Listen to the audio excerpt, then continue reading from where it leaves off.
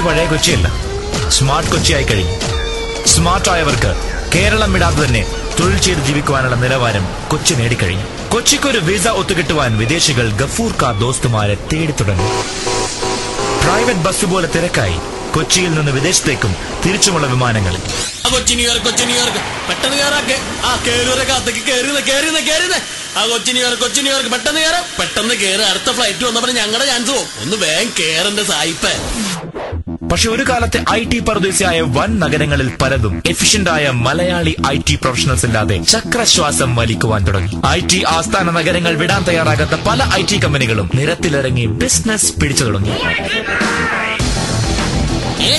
ഏതൊരു തലമത്തെ പുതുപുത്തൻ സോഫ്റ്റ്വെയർ ആണ്. ഒരു സോഫ്റ്റ്വെയർ എടുത്താൽ ഒരു ലാപ്ടോപ്പ് ഫ്രീ. വേഗമാട്ട് ഏതൊരു തലമത്തെ.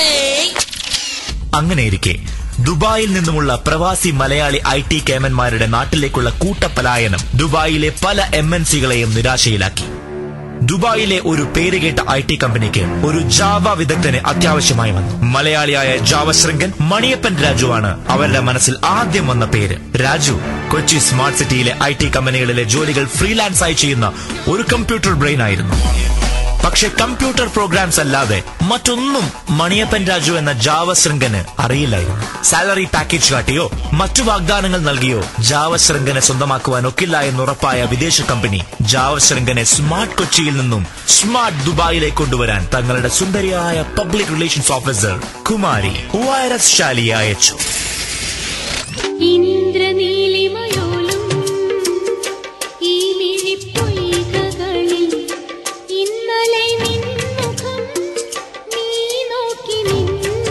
തന്റെ സൗന്ദര്യത്താൽ ജാവശൃംഗനെ പാട്ടിലാക്കി ദുബായിലെത്തിക്കുകയായിരുന്നു വൈറസ് ശാലിയുടെ ദൗത്യം. ആ ദൗത്യവുമായി വൈറസ് ശാലി ആകാശ നൗകയിലേറി.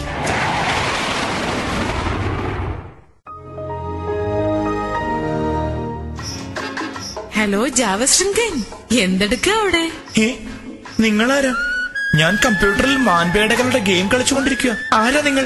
പൊക്കോ, എന്റെ അച്ഛൻ ഇപ്പൊ വരും. ജാവശൃംഗ, നിന്നോട് ഞാൻ പറഞ്ഞതല്ലേ ഇന്ന് കാലത്ത് തന്നെ എന്റെ ഫാം വില്ലയിൽ തൈനടാൻ. അത് ചെയ്യാതെ നീ വേറെ ഗെയിം കളിക്കുന്നു. അച്ഛന്റെ ശിക്ഷണത്തിൽ വളർന്ന IT വിദഗ്ധൻ ജാവ ശൃംഗനെ സ്മാർട്ട് കൊച്ചിയിൽ നിന്നും അടർത്തിയെടുത്ത് കൊണ്ടുവരിക എന്നത് അത്ര എളുപ്പമായിരുന്നില്ല. വൈറസ് ശാലി ജാവ ശൃംഗനെ ആകർഷിക്കുവാൻ വേണ്ടി പാട്ടുപാടി നൃത്തമാടി.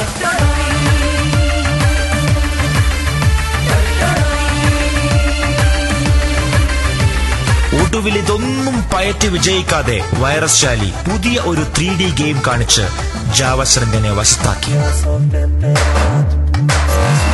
അങ്ങനെ ക്ഷിപ്രകോപിയായ അച്ഛന്റെ വാക്ക് കേൾക്കാതെ ജാവശൃംഗൻ വൈറസ് ശാലിക്കൊപ്പം സ്മാർട്ട് കൊച്ചിയിൽ നിന്നും ദുബായിലേക്ക് യാത്രയായി. വരുന്ന വഴിയിൽ തന്നെ വിവാഹം കഴിക്കുമെന്ന് വൈറസ് ശാലി ജാവശൃംഗന് വാക്ക് കൊടുത്തിരുന്നു. പക്ഷേ ജാവശൃംഗൻ ദുബായിലെത്തിയതോടെ വൈറസ് ശാലി കാലുമാറി. ജാവശൃംഗൻ പക്ഷേ നിരാശനായില്ല. ദുബായ് നഗരം സമ്മാനിച്ച തന്റെ ഇടവും ധൈര്യവും കൈമുതലാക്കി ജാവശൃംഗൻ തന്റെ ഓഫീസിലെ ഒരു മലയാളി പെൺകൊടിയെ പ്രണയിച്ച് കല്യാണം കഴിച്ച് രാജിവെപ്പിച്ച് നാട്ടിലേക്ക് തിരിച്ചു. വരുന്ന വഴി തന്നെ സ്വാർത്ഥലാഭത്തിനായി ചതിച്ച വൈറസ് ശാലിയുടെ കമ്പ്യൂട്ടറിൽ ഒരു ആന്റി വൈറസിനും തകർക്കാനാകാത്ത വൈറസ് കടത്തിവിട്ടു. മാസങ്ങൾക്ക് ശേഷം ജാവശൃംഗന് വൈറസ് ശാലിയുടെ ISD കോൾ വന്നു. ഹലോ ജാവശൃംഗൻ, എന്നോട് പൊറുക്കണം, മാപ്പ്. എന്റെ സിസ്റ്റം വൈറസ് അറ്റാക്ക് ചെയ്തു. ഒരു രക്ഷയില്ല. താങ്കളാണ് ഇതിന് പിന്നിലെന്ന് എനിക്കറിയാം. Please Javashringan, help me. അങ്ങനെ പാവം ജാവശൃംഗൻ എല്ലാം പുറത്ത് സ്മാർട്ട് കൊച്ചിയിൽ നിന്നും ദുബായിലുള്ള വൈറസ് ശാലിയുടെ കമ്പ്യൂട്ടറിൽ ഓൺലൈനിൽ വന്ന് എല്ലാം ശരിയാക്കി കൊടുത്തു. എല്ലാം കണ്ടും കേട്ടും സ്മാർട്ട് സിറ്റിയായ പുതിയ കൊച്ചി വീണ്ടും സ്മാർട്ട് ആയിക്കൊണ്ടേയിരുന്നു.